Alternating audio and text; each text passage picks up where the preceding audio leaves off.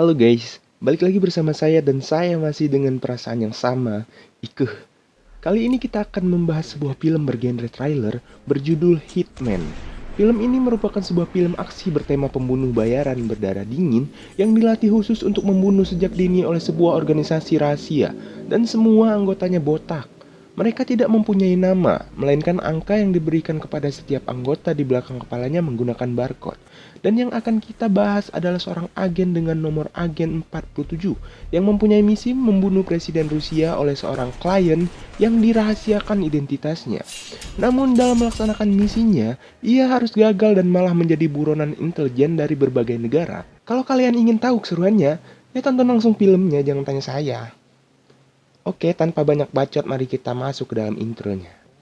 Aside Ike sama lu semua, Ike sama lu semua, Ike. Di awal film, kita akan diperlihatkan sebuah ruangan di mana tempat itu adalah tempat di mana anak-anak terbuang dipaksa untuk dilatih menjadi pembunuh bayaran tanpa rasa ampun, tanpa rasa kasihan ataupun rasa cinta yang sering membuat kalian gelisah, galau, merana atau yang biasa disebut gegana. Setelah itu, kita akan dialihkan ke daerah London. Terlihat seorang pria bernama Mike masuk ke dalam rumahnya seusai pulang bekerja. Namun setelah ia masuk ke dalam rumah, tiba-tiba ada seorang berparas botak telah menunggunya. Ia adalah agen bernomor 47. Lalu kita akan dibawa ke waktu 3 bulan yang lalu di wilayah Santitong, negara Niger.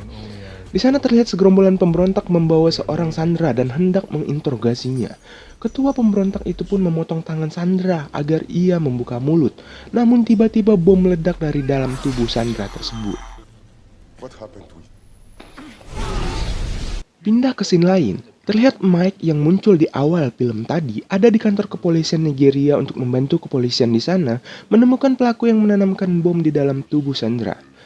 Mike menyebutkan bahwa pelaku yang mereka kejar adalah seorang yang tidak bisa dilacak seperti hantu, yang tidak pernah meninggalkan jejak sedikit pun. Bahkan, seseorang yang misterius ini sudah membunuh 100 orang lebih tanpa ketahuan. Pindah ke negara Rusia.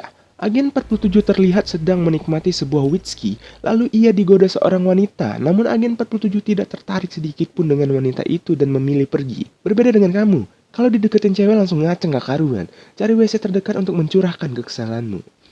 Oke lanjut. Agen 47 memasuki kamar hotelnya, namun sebelum itu ia menaruh sesuatu di lantai depan kamarnya untuk mengetahui jika ada yang ingin masuk ke dalam kamar. Setelah itu ia memasang sebuah bom yang ditempel pada pintu kamarnya, lalu mengecek tali yang ia sediakan untuk berjaga-jaga jika ingin melarikan diri. Dalam adegan ini kita diperlihatkan betapa berhati-hatinya seorang pembunuh bayaran dalam setiap waktu, setiap saat, setiap detik, dan setiap langkah yang ingin ia lakukan. Kemudian ia menghubungi organisasinya untuk mengetahui apa tugas lain yang harus ia lakukan. Lalu sistem tersebut memberitahu bahwa pekerjaan di Afrika telah sukses. Dan agen 47 ditugaskan untuk melanjutkan misinya yang lain, yaitu membunuh Presiden Rusia, Mikhail Belikov. Namun klan yang menyewanya meminta agar waktu pembunuhan dimajukan dan harus ditampilkan di depan publik.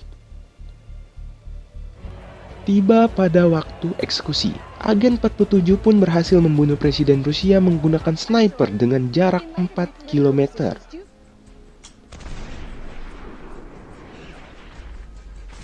Setelah menyelesaikan tugasnya, ia hendak pergi dari negara itu, namun organisasi memberikan kabar bahwa terdapat seseorang saksi yang melihat ia melakukan penembakan presiden, dan organisasi ingin orang itu segera dibunuh. Tiba saat ingin membunuhnya, agen 47 malah melanggar perintah dan tidak jadi membunuh wanita itu. Ketika itu juga, teman seorganisasi agen 47 ingin menembaknya namun tembakannya meleset. Pindah ke scene lain. Mike mendapatkan kabar bahwa intelijen mereka telah menemukan tempat agen 47 bersembunyi dari laporan pengawas hotel. Dan ketika itu, ia langsung menuju tempat tersebut. Setelah sampai di hotel, agen 47 mendapatkan kabar dari organisasinya bahwa mereka kecewa karena wanita itu tidak terbunuh. Dan yang lebih mengejutkan, Presiden Rusia Mikhail Belikov ternyata masih hidup sehingga organisasi menganggap misi itu gagal. Agen 47 pun meyakinkan organisasi bahwa ia telah membunuh Mikhail, namun organisasi tidak menjawab pernyataan tersebut.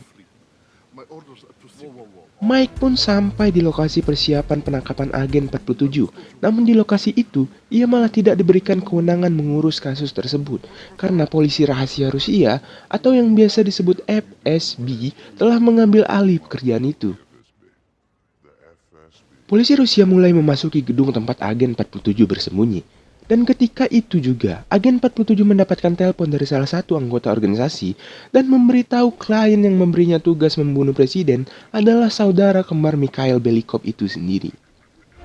Agen 47 pun menyadari dirinya sudah dikepung dan ia langsung melarikan diri dari ruangan tersebut.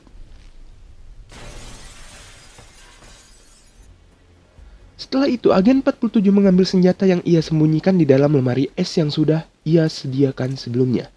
Di sini kita akan melihat gelagat seorang pembunuh bayaran profesional yang tanpa ada sedikit pun rasa takut menghadapi puluhan polisi bersenjata lengkap dan menghabisi mereka semua tanpa ampun.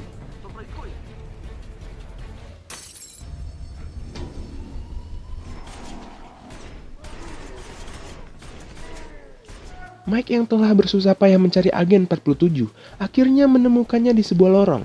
Namun di saat itu agen 47 berhasil menghindar dan kabur melalui jendela sebuah kamar yang mengarah ke dalam sungai. Mike bersama anak buahnya bernama Jenskins yang sedang memeriksa kamar agen 47 mengambil sebuah alat penyadap di dalam koper milik agen 47.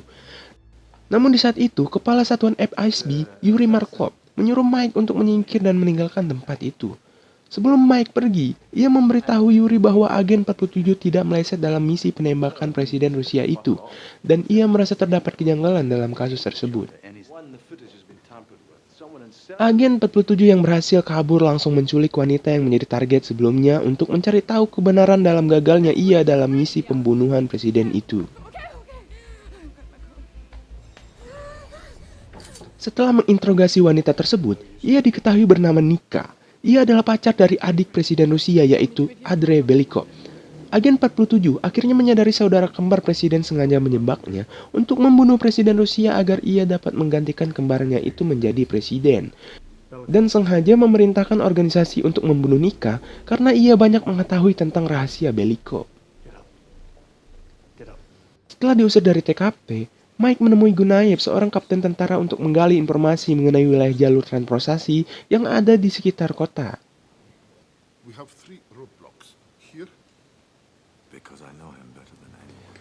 Di sebuah stasiun, terlihat Nika memilih untuk mengikuti agen 47 agar ia dapat selamat dari incaran Andrei Belikov.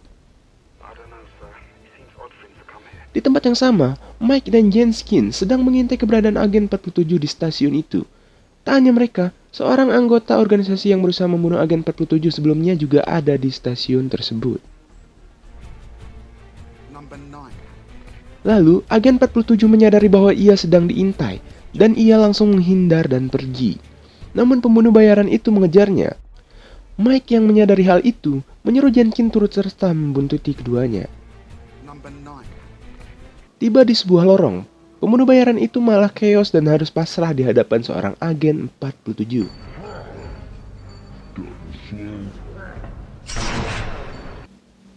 Agen 47 menyadari ada orang lain selain mereka berdua dan ia pun langsung mengejar mereka.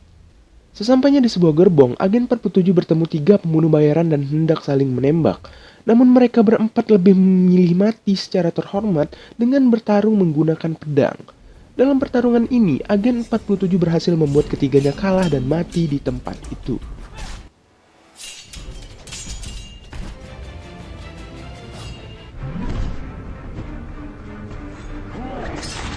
Setelah membunuh ketiganya, agen 47 kembali bertemu dengan Nika. Namun di sela itu, agen 47 menyadari kembali bahwa masih ada orang lain di sekitar sana. Di saat itu agen 47 langsung menangkap Jenskins dan menembak tangannya. Mike pun datang untuk menyelamatkan Jenskins, namun naas malah dirinya ikut tertembak juga. Setelah kejadian itu, Jenskins dan Mike berhasil selamat karena menggunakan rompi anti peluru. Di sela itu Yuri kembali menemui Mike untuk mengingatkannya kembali agar ia tidak ikut campur lagi dalam kasus itu.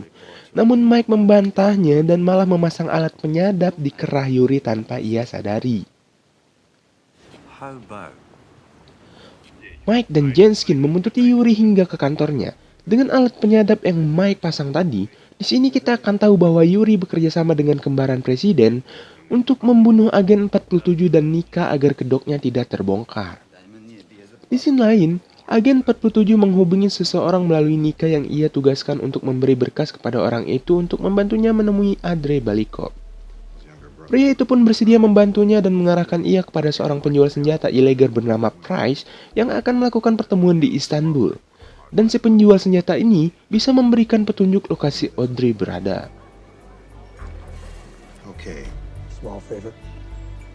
Keesokan harinya, saat agen 47 sedang mempelajari targetnya, Nika pun bangun dari tidurnya tanpa mengenakan busana. Namun saat itu, kita akan diperlihatkan keprofesionalan seorang pembunuh bayaran yang tidak bernafsu sedikit pun melihat hal tersebut. Namun agen 47 tetap sedikit melirik-lirik bentuk tubuh Nika mumpung ada kesempatan dalam waktu syuting itu. Mungkin dalam hatinya berkata kalau bukan lagi syuting udah Goku dan orang Nika. Oke lanjut. Agen 47 mengontrol tempat yang akan digunakan Price untuk pertemuan itu dan mempersiapkan sesuatu di dalam sana.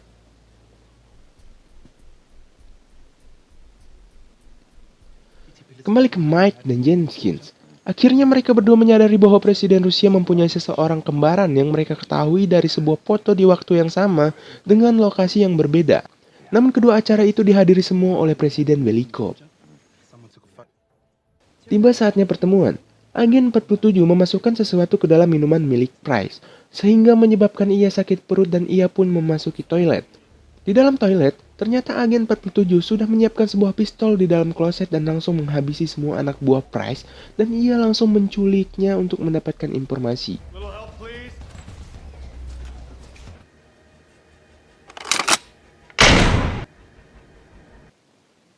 Seusai melaksanakan rencananya, agen 47 dan Nika kembali menuju hotel. Namun di saat itu, Nika mabuk dan sange sehingga bernafsu untuk melakukan ike-ike dengan agen 47. Ketika itu agen 47 sedikit ngaceng dan hampir kebablasan. Namun agen itu ternyata imannya masih kuat sehingga ia malah menyuntikkan sebuah bius yang membuat Nika tertidur. Sehingga mereka tidak jadi untuk melaksanakan ike-ike kimochi. Setelah itu, agen 47 menyamar menjadi Price dan melakukan pertemuan dengan Andrei Belikov untuk mencari tahu keberadaan kembaran presiden. Setelah melakukan obrolan, Andrei mengetahui bahwa agen 47 bukanlah Price dan ia langsung mencoba menembak agen 47 tetapi tembakannya meleset. Agen 47 pun membabi buta dan membunuh semua orang yang ada di tempat itu.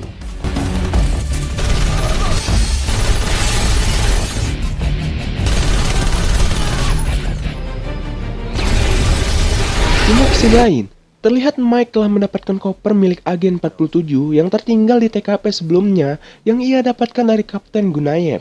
Dari koper itu Mike mendapatkan sebuah kunci misterius yang ia yakini memiliki keterkaitan dengan misi yang akan kembali dilakukan oleh agen 47.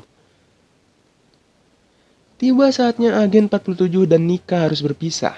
Hal itu terpaksa dilakukan agen 47 karena ia akan melanjutkan misinya untuk membunuh kembaran presiden. Dan mereka pun harus berpisah di sebuah stasiun. Di scene lain, terlihat Kapten Yuri melakukan pertemuan dengan Belikov yang merupakan kembaran presiden. Di sebuah ruangan tempat mayat-mayat targetnya yang telah terbunuh.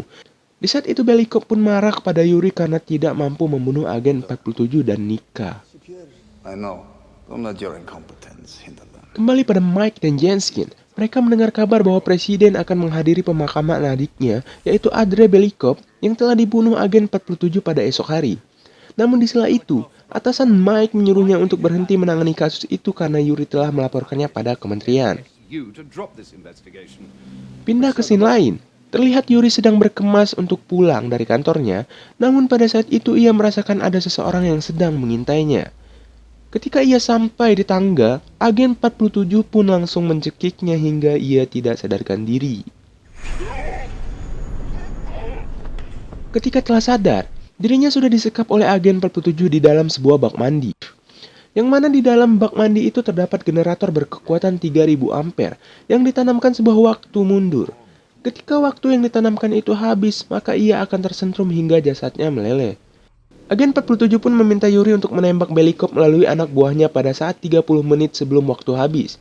Jika Yuri tidak melakukannya, maka generator itu akan menyala otomatis dan membuatnya mati seketika. Di lokasi lain, Presiden Belikop telah sampai di tempat upacara pemakaman adiknya.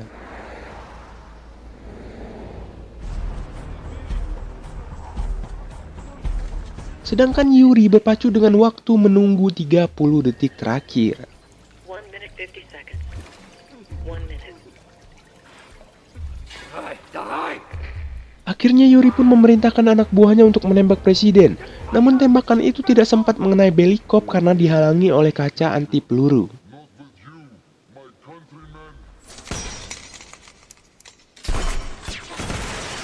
Belikop pun berhasil selamat dan langsung dievakuasi oleh pasukan pengaman presiden. Namun bukan agen 47 namanya jika ia tidak memiliki rencana lain. Saat itu juga agen 47 yang menyamar menjadi polisi membunuh semua pengawal presiden dan membawa presiden Belikop ke dalam sebuah ruangan. Namun di dalam ruangan itu terdapat satu pembunuh bayaran yang telah menunggu. Sempat terjadi pertarungan antara mereka. Namun agen 47 kembali memenangkan pertarungan itu dengan mudah. Di luar gereja, Mike pun akhirnya menyadari bahwa kunci yang ia temukan di koper milik agen 47 ternyata adalah kunci ruangan yang menjadi tempat eksekusi Presiden Belikop. Saat itu juga Mike bersama pengawalnya pergi ke ruangan itu. Di ruangan eksekusi, sempat terjadi tawar-menawar antara Presiden dan agen 47. Namun agen 47 menghiraukan tawaran Presiden dan menembaknya tepat di kepala. Agen 47 akhirnya menyelesaikan tugasnya. Namun ia sudah terkepung di dalam ruangan itu dan memilih menyerahkan diri kepada pihak kepolisian.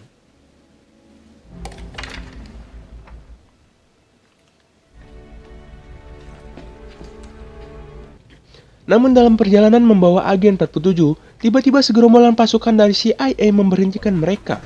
Dan hanya selang beberapa detik agen 47 pun menghilang dari dalam mobil. Pihak dari CIA pun dengan mudahnya meminta maaf karena salah sasaran dan langsung pergi meninggalkan tempat itu.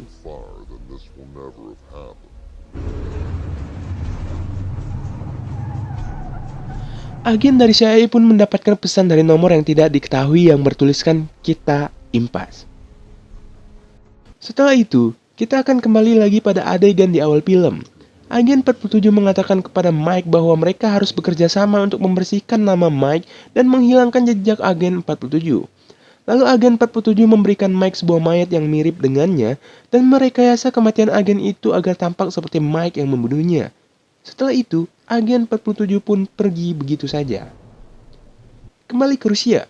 Terlihat Nika baru keluar dari sebuah gedung dan pada saat itu, agen 47 sedang mengintainya dari kejauhan. Dan terlihat sesosok mayat yang merupakan pembunuh bayaran yang ditugaskan untuk membunuh Nika telah dihabisi oleh agen 47.